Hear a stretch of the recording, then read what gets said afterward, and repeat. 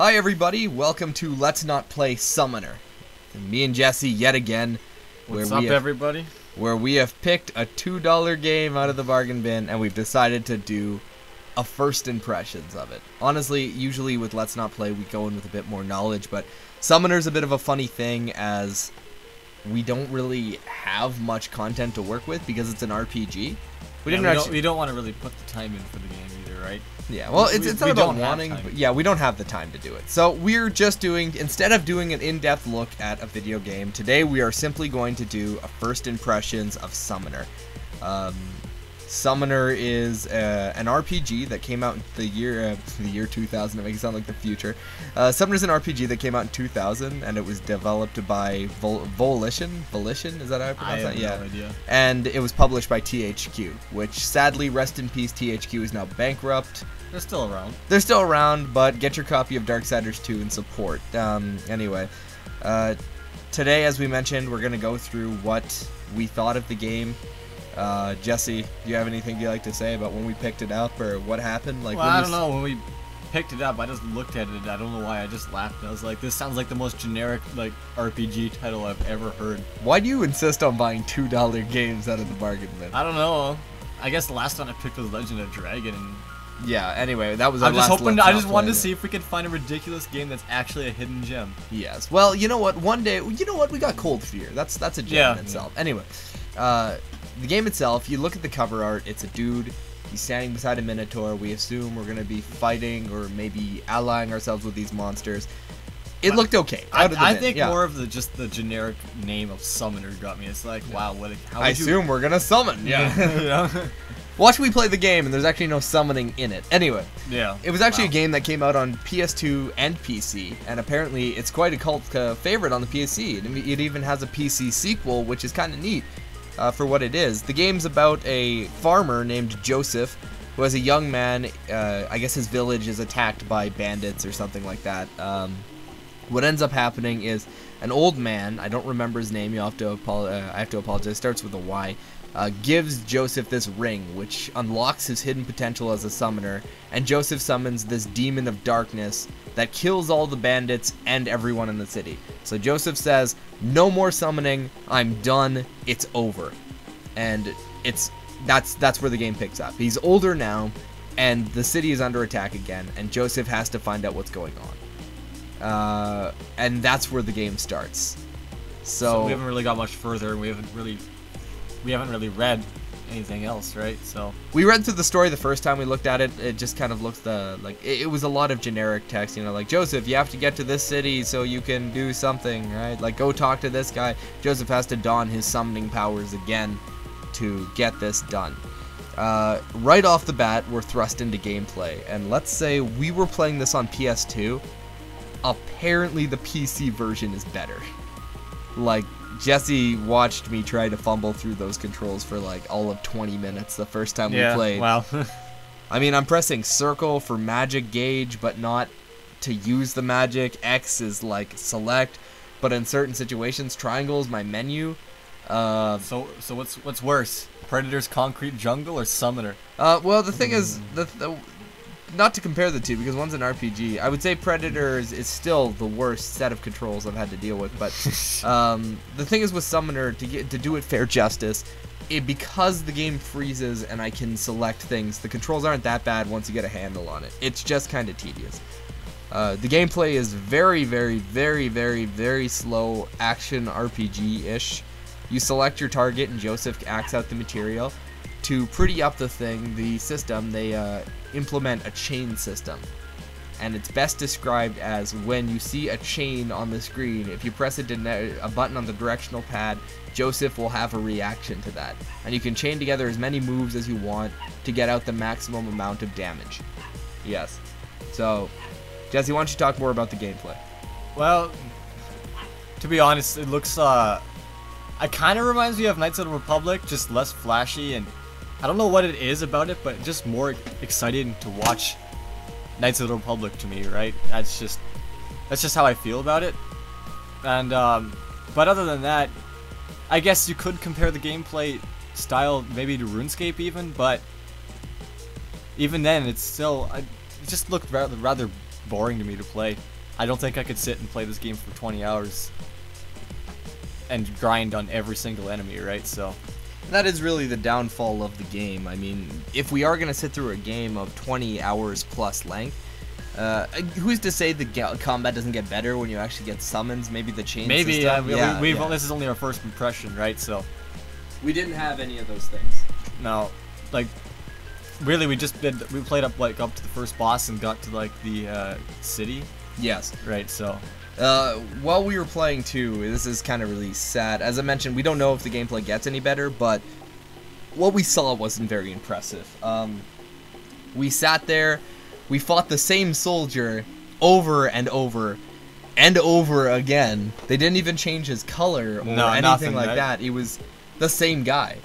And we had to, the thing is, it's a grind fest because we have to get to level 2 before we can even stand a chance to fight the first boss. Fun story for you guys, when I was recording it and we played the first time, we got to the first boss, we actually ended up dying on the first boss without realizing that the game didn't autosave. Feature that we've taken for granted, I suppose.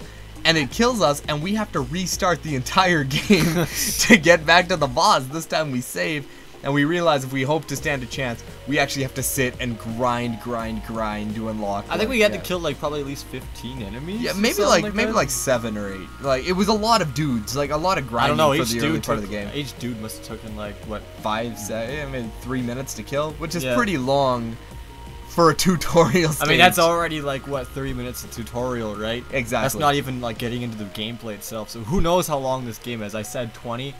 I don't know, it could be like 200 hours if you do enough grinding. Right? I did some reading into the game, and it goes on and on and on. The story just goes on forever, but I mean, I'm wondering how actually the game, like how far they take the story. Because I mean, if it's gonna be an RPG, I guess you might as well. Yeah, probably at least 20 hours. Yeah. The thing is too, it has a very Dungeons and Dragons kind of feel to it. It's, you know, sit there and level up your magic, or would you like to level up your swords, as opposed to, like, you know, you're playing one of the more modern RPGs. Typically characters are allotted to you with specific, you know, jobs and traits or and you whatnot. know, like, yeah. well, modern RPGs are more like you get skill points into certain stuff the more you do them. Like, again, Skyrim, for example, right? Exactly. But like, this is, so it's very old school in the, like, you know, picking your exact character that you want to, like, train, right? And that's all you get. Yeah, exactly. Yes. It's not like, you know, Skyrim, like, for example, again, where you can Skyrim's a bad anything. example of an RPG, by the way. You should have used, like, True, Eternal Sonata or something. Well, no, even Eternal Sonata, your characters all have set roles. That's true. I'm trying to go, like, yes. or your RPG where you don't have a set role, right? Yes. Like, Skyrim's just the first thing that popped up. For all I know, you can't actually play Summoner as a mage, and I just got that really wrong. Yeah. No, what I'm saying about that is that once you pick, you're probably stuck with that, right? Exactly. Because you can't go back and redo that, because you'd start losing skill points, and your character wouldn't. The beautiful traits you know? of, like, a hardcore RPG, you know? If you screw up, deal with it. That's what you've chosen, you know? Yeah. Fight your own battles, kind of thing. Yeah. It's a grind fest. It looks like a tough time, but it looks, I guess I could see the game being rewarding if you put the time in. Yeah. As for presentation, what was your position on the game? Well, it looks like, for one, it looks like a PS1 game. That's immediately their first thought. When we first popped the game in, first thing we all thought, the graphics look awful and looks like a PS1 game. And game came out the same year Final Fantasy X did. I mean, yes, it doesn't have a biggest budget, but there really isn't that much of an excuse to look like a PS1 game in 2000 and what?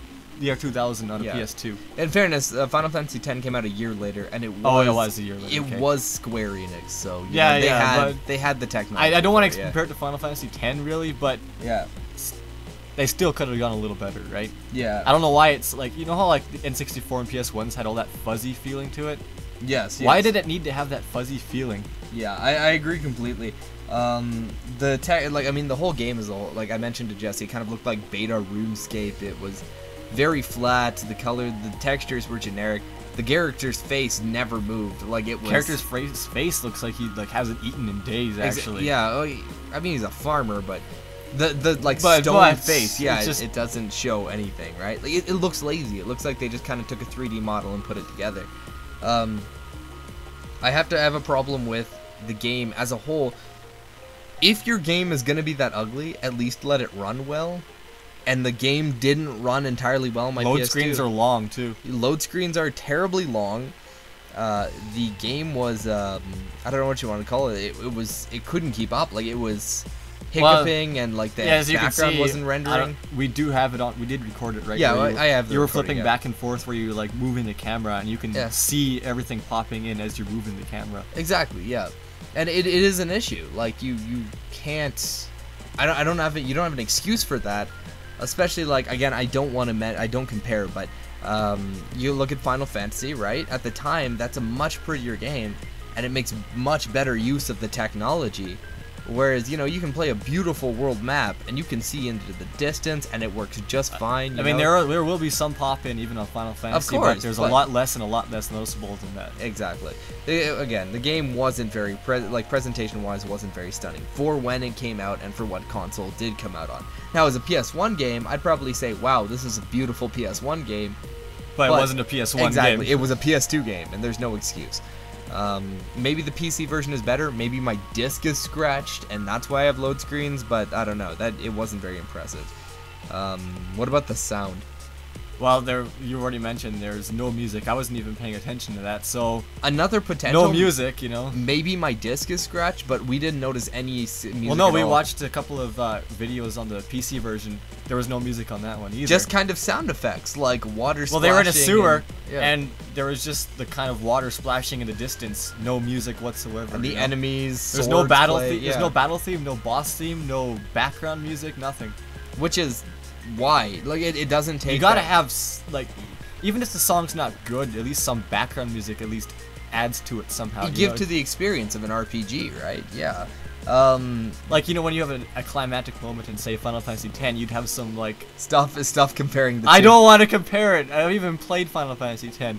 Yeah. But I'm just saying, like, for example, any RPG, even PS1 RPGs, for example, while there's, like, say, some climactic scene going on, right? Like, or a boss shows up or Yeah. something, or a new character, you'd have some, like, you know, music in Let's the background to go with way, it, way right? old school. Let's go even as far as things Chrono like, Trigger and Secret yeah, of Super Mana even Nintendo, then, right? yeah, Earthbound, all of which have, you know, just music while a boss is going, or a battle, or walking around the world map, because it adds to the atmosphere. Yeah. If you're in a creepy cave and you're playing dank, scary music, that adds to the atmosphere. When I'm walking through the sewers and there's no music except splish, splosh, splish, splosh, I'm not going to be afraid. I'm just going to be confused as to Why do you there's think no everyone walks around and was listening to their iPods in real life? They want some damn background Exactly, music. yeah. But other than that, you know, not super impressive, but where it actually hits is for all the stuff that's missing, they don't add anything to the experience with it. Okay, I'll give you an example here.